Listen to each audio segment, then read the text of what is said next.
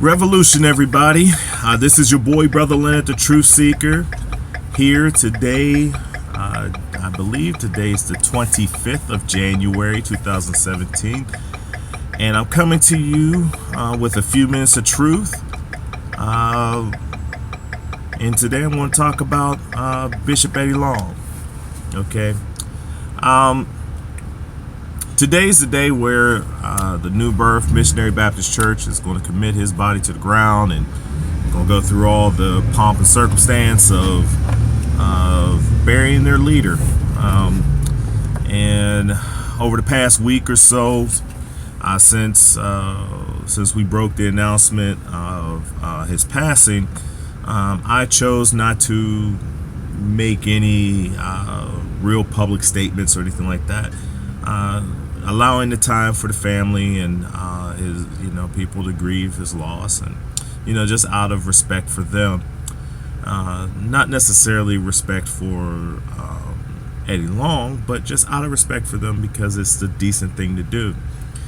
And the sad part about it is, the way that we hold things, as a community of believers, as Christians.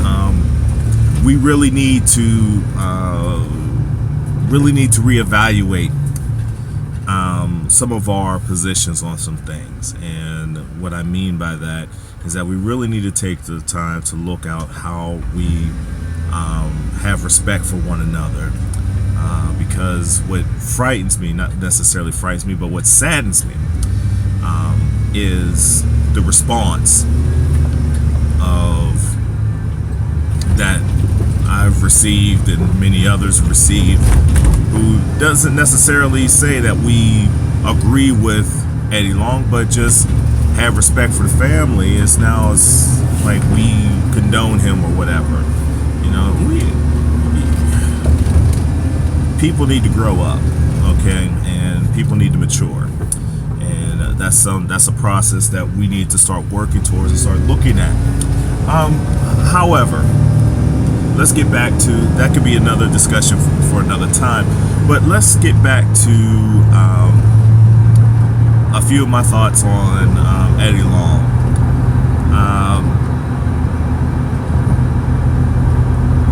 Every day, almost every day, I thank God for Eddie Long. It's my mantra.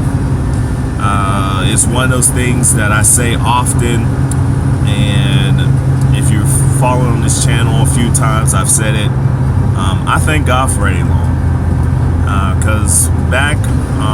because on September 22nd, 2010, I can pinpoint the day that my life hit a pivot, and that pivot at that time, came when Anthony Flagg, Jamal Parrish, Maurice Robinson, and Spencer LeGrand, with their lawyer, decided to file a lawsuit a civil lawsuit against Bishop Eddie Long and the new Birth Missionary Baptist Church for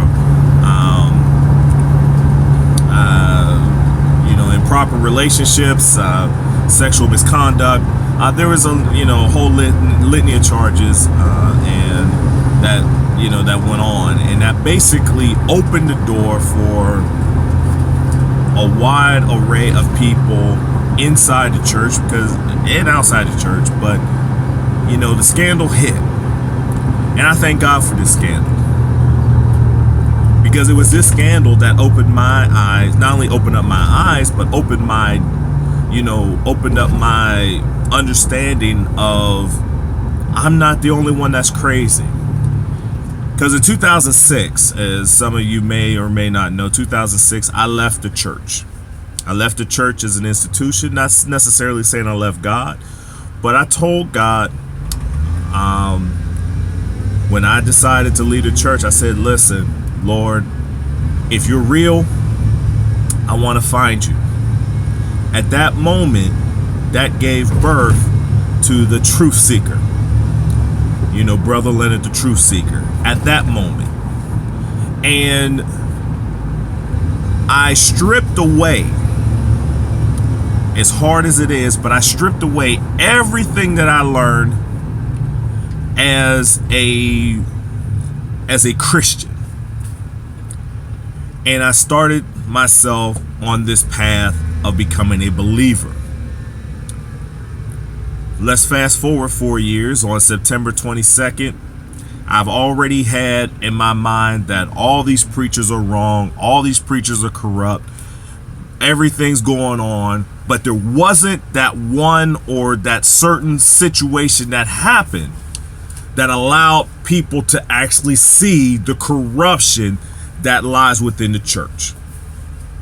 September 22nd, 2010 happened. At that moment, that illumination of corruption, of, deviancy, hypocrisy, all the things that I left the church for came to the forefront on September 22nd, 2010. That moment allowed me to, introduce myself to other believers who were like me, who left church, who left the system, and I became a part of what is now the church folk revolution. See, Eddie Long did a good thing for me in my life. I thank God for that. I also thank God for the fact that through this situation, that he allowed, that this situation pointed me in the direction of other believers who made me feel as if I wasn't going crazy. Because when you go up against these, instances of corruption, against people that are well liked, when you're sitting up there saying to people that Bishop Jakes is a fake, calling him Bishop Fakes, and, Benny Hinn's a fake, and everybody, Paula White, Juanita Bynum, all these cats, and you're sitting up here telling them that they're fake and that they're phony and that they're hypocrites, that they're all these things, they're corrupt, they're amoral, and everyone around you, family members, everyone around you is saying that you're crazy. These are great men and women of God. September 22nd, 2010 happens. I thank God for September 22nd, 2010. I thank God for Eddie Long, because it told me that I wasn't crazy. I wasn't the one that was messed up in the head. I wasn't the one that was that left God. Listen, the institution left God a long time ago, but we'll get to that some other time. But here is the situation today. Eddie Long's funeral's today, and with that, there's going to be a lot of things about talking about how good he was and how great of a man he was, and all the good works that he's done. Well, I don't deny that if he did, but cloaked in those good works was a lot of evil. And here's the thing. Now, I'm not the one that wants to put people into heaven or hell. Now, I'm letting you know that right now, I'm speculating. So just know, I'm speculating. I'm not putting people into heaven. I'm not putting them into hell. I'm just speculating. Okay? If Eddie Long is not in eternal paradise and is currently residing in the lake of fire, I believe that it's not because of those 4 young men being sexually assaulted. Nor do I think that it's because of the millions of dollars that he stole from, from the believers, from other Christians. nor is it just because of the evil and false doctrine that he taught his followers. If Eddie Long is going to hell, it's only for one reason, and this is pride. After covering him for 4 or 5 years, well, going on 6 years, going on 6 years now. 6 years, covering for 6 years. I've come to find a man who's a prideful man, and you know, the scripture has been very clear about pride. That pride will go to your destruction, and I believe that the chipping away at his pride is the reason for the lawsuit, is the reason for the scandal, and even till the day he died. I believe that it didn't work because I believe that he died a very proud man. And why wouldn't he? Why wouldn't he die a proud man? Why wouldn't he just sit back and, you know, be repentant on the way out? About a year or so ago, around this time, just speculating because I don't know. I believe that he knew that they say he died of cancer. Okay, I'm not going to go off and say he died for something else or anything like that because we don't know. And regardless of what people want to say, you can say whatever you want to say. You don't know.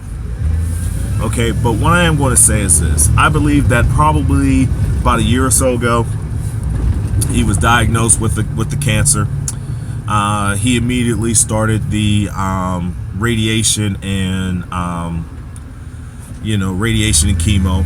I believe that he started that immediately because around about March of 2015, 2016, about March 2016, we noticed that he wasn't wearing that toupee thingy, whatever that thing was. That was typically on his head. We noticed that it wasn't on his head no more. Okay, so you know, cancer. All right, so he's bald now. He's cancerous, everything like that. He's preaching bald and everything like that. And now, first thing he comes out with was a video that basically said that he wanted to commit suicide, and that's where we saw the new look Eddie Long. That he wanted to commit suicide, but the love for the people kept him from doing that, which is okay. But I believe that he was contemplating life at that moment, contemplating his issues with that. So he immediately started worrying about his legacy. And a part of his legacy is understanding this scandal. So he wrote a book. Then the last healthy time that we saw Eddie Long was on the Steve Harvey show, and that was in May of 2016. All right, and he goes on with that interview, and that was the most ridiculous interview. He didn't do anything, and he just tried to, so he's trying to sell his book. He's trying to create his legacy now, because I think he knew, as well as everyone else knew, that he was going to die. So now he's lying to us about the suicide thing. I think he's also lying to us about all this other stuff. He's trying to garner sympathy for the eventually likelihood that within a year he's going to die. He knows it. He's very well aware of that fact. We as a public weren't aware of it, and we understand that that's not our business. But his pride at Steve, he had opportunities to come clean. That suicide thing, he had an opportunity to come clean. He didn't. He decided to lie to the people. The Steve Harvey interview, he had an opportunity to come clean to America, but he lied on Steve Harvey. He also had an opportunity 2 months later in July to come clean about his rapid weight loss. He said that he was on a vegan diet and lied. So then now some truth came out when these stories began to say that he's been in and out of the hospital, but never once admitting to the fact that he was a frail man, that he was a sick man, that he was a dying man. Even until the holiday season, when he came to the pulpit and said that, hey, y'all people are asking too many questions. I'll be all right. Oh, I forgot back in November he came back to the pulpit and said that God had healed him. Another lie.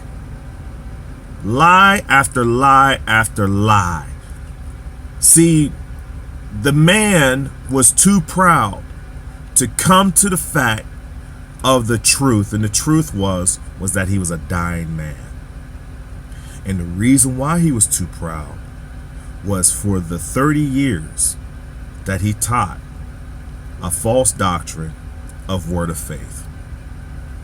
Taught this false doctrine, many of y'all know this, speak it, name it, claim it, all these other cool cliches, but this is a very destructive gospel. This gospel of prosperity. See, the only people that, and this is for you, people that understand this and you want to question whether or not a word of faith works, it doesn't. The only people that benefit from the word of faith are the ones who teach the word of faith. Everyone else suffers under it. Everyone else has to figure out how to do things and have to figure out where their money's coming from, because they're giving their money all to the pastor because they're supposed to be speaking the name and claim and on these seeds and everything like that. The only people that's only actually benefiting from it. So keep that in mind, people. And I believe that it was his pride. Why didn't he just come forth and be clean with people? He couldn't do it. He couldn't do it. So now, as we're sitting up here mourning this man, I'm warning you as a believer, and I'm going to end it with this. I'm warning you as a believer. If you're watching this video and you believe in the word of faith doctrine, I encourage you to repent. I encourage you to search the scriptures for yourself and to figure out that it's not just a me gospel, that it's a we gospel, and that the gospel of Jesus Christ has more to do than having your bills paid. That's the last thing. That's the gospel, or just doing all these things and all these seeds and everything like that. The one thing that you're going to learn about Jesus, the one thing that you're going to learn about Christ is the fact that he was selfless. And stop chasing after your selfishness. He was a selfless Christ. And we need to get back to the point of being there for each other. And that's the one thing that I want people to know about my thoughts on Eddie Long. His gospel message was a destructive message. He lived a destructive lifestyle. And because he lived this destructive lifestyle, it is that, his pride, that is going to lead him, that has led him to destruction. Now that's just me saying, I'm not saying that he's in heaven or hell. I don't know. I won't know until I get there, until I get to the other side. But I want you to know, and I want everyone else to know, that when it comes time and your opportunity to be real and to be frank and to tell the truth, please do that. Don't live in your lie. Because that is what Eddie Long did. And I know I went for 20 minutes, and I hope that you stayed with me to the end. But if not, oh well. But I want everyone to know that the fight's not over. The fight, has just taken a little turn. When Eddie Long is going to be in the ground today. Basically, the work that we have to do with Eddie Long has to be done for New Birth Missionary Baptist Church, because the next person that takes over that church is going to teach everything that Eddie Long taught. And we have to hopefully and pray that God will God will wake up their eyes to the failures that was Eddie Long, so that they can redeem those who are still in New Birth Missionary Baptist Church. All right, everybody, this has been my few minutes of truth. This is your boy, Brother Leonard, the Truth Seeker, and I have to go make my run right now. So I will get back at you in the near future. Revolution.